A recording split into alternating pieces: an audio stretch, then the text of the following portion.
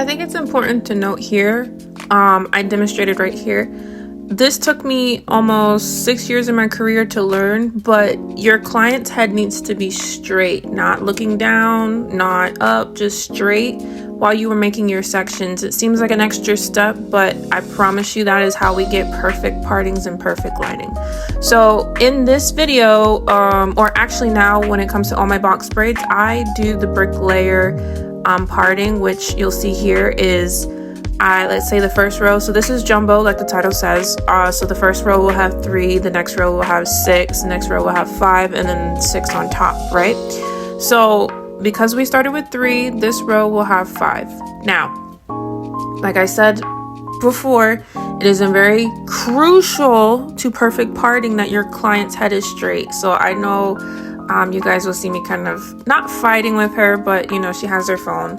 So naturally people kind of heads drift in the direction of their phone, regardless of if they're aware of it or not. So you kind of see me playing with her head most of the video, or just kind of slightly pushing her, guiding her back to the position that I need her to be in. But this is very, very, very, very important to have straight, congruent parting, and that it's not lopsided when you get to the finish. So in the first row we had 3, now we're going to have 6 in this row. So to make sure that we are congruent on both sides, I always part in the middle because we are doing, like I said, a bricklayer parting, and then making sure the left side is perfect first before then I pin it, and then go to the right side. And then after that, I pre-section out where my braids are going to be. So if it is done correctly, like I said, push your head forward straight, and then you'll see that it should be a straight line from front to back, right? It should look something like this when it is done correctly. The partings are the most important part of each and every braid style, so it's very important to take your time, guys. I would never tell you to rush, because at the end of the day, your client wants more perfection than timeliness. It should look like something like this when it is all properly sectioned out and ready to braid. Now, after applying a generous amount of gel, gel is the key when it comes to tighter hair textures. Anything in the late 3 or 4 densities, that's where I recommend applying a slightly more malleable type of gel that's going to mold the hair rather than just kind of lay on top of it and cause it to revert. So you need something that's going to stretch that hair and stay stretched out. But after applying a generous amount of hair to this particular section that I'm working in, I then use my handy dandy comb to smooth out the product to about 4 inches down before then splitting the section into 3, then smoothing as I go before I then cross the piece over one time and then adding my first piece of hair. I added 8 pieces of hair to each braid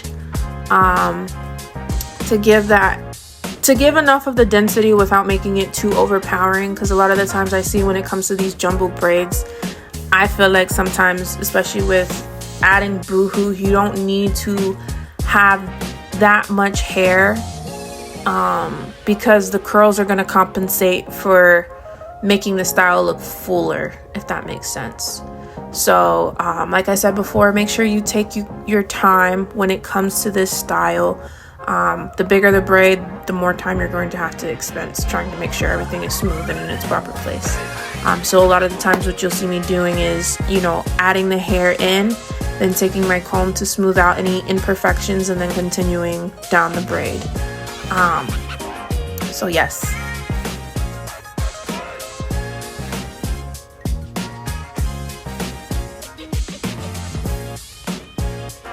I added 3 pieces of curly hair. I am using human hair for this look.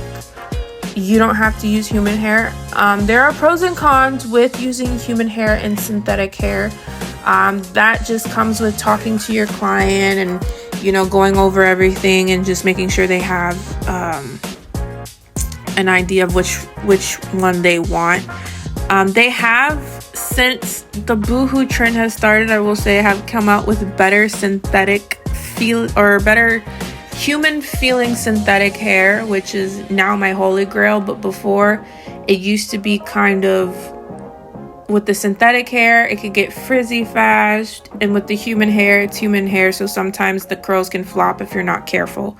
So it's a love-hate thing. And you know, sometimes with the human hair you have to take care of it like as if it's on your head, so you're gonna have to brush it, detangle it, condition it, you know, to make sure it doesn't get tangled. And like I said, the synthetic hair also has matting issues because it's, you know, synthetic. But you know, have those conversations with your clients, and you know, you can always make a good judgment after that. But back to the braids, I added 3 pieces of curly hair about 3 inches apart from each other to give it a good density for each braid. And like I said before, do not be afraid to get to use a healthy amount of product when it comes to these styles, because you know, you want this, it's a protective style, guys. You want it to last. You want to make sure your client's getting their money worth, but it's a protective style, so you know, make sure everything is in its proper place. Don't get stingy with the product. Or you know, if your client doesn't want that much product, you know, there's ways around that too. But my personal opinion, don't get stingy with it.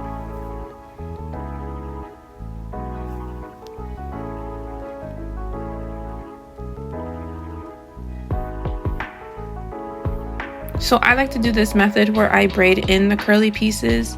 I added in braid one time like normal before pulling the curly piece out, and then braiding as much as the straight piece in as possible.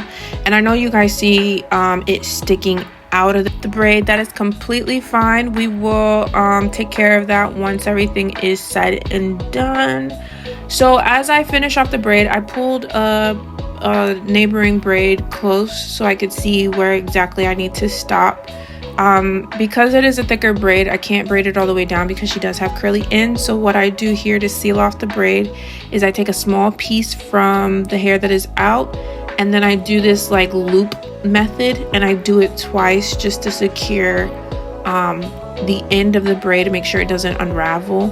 And then I take my flexi rod. I'm using the blue one. I don't know how big this is, but I'm using the blue one.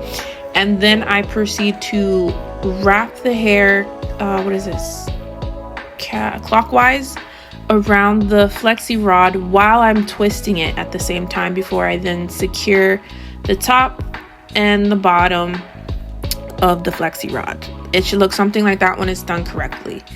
Then after I finish everything, I then take my handy dandy tijeras and I cut those, you know, those pieces we said that were left out before. We just cut those off. We're not cutting anything else, maybe some minor frizz at the bottom, but just those pieces sticking out.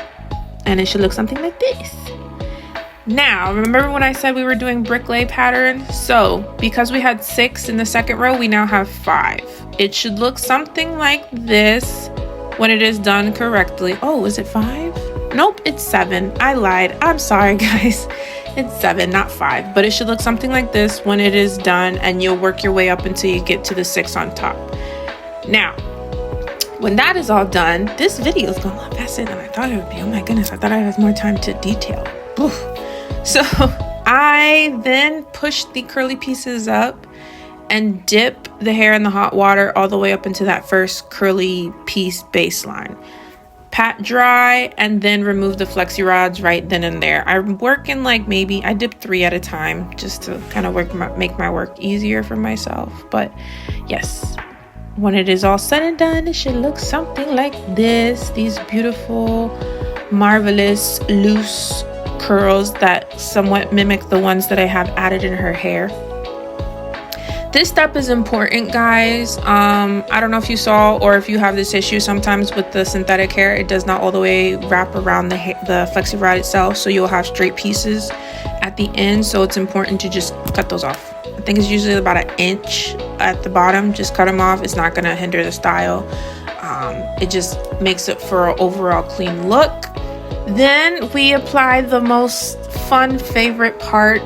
Every single client has enjoyed this part. I always get a couple of, oh my god, it feels so good. But you apply mousse just to lock in any type of potential frizz. It's just, mousse is, like I said, it's not really an important step. It literally just adds as an extra layer of protection after the style is complete, and can add like a gloss effect before it's everything's said and done. Then finally, the best part, we're gonna lay and slay these edges.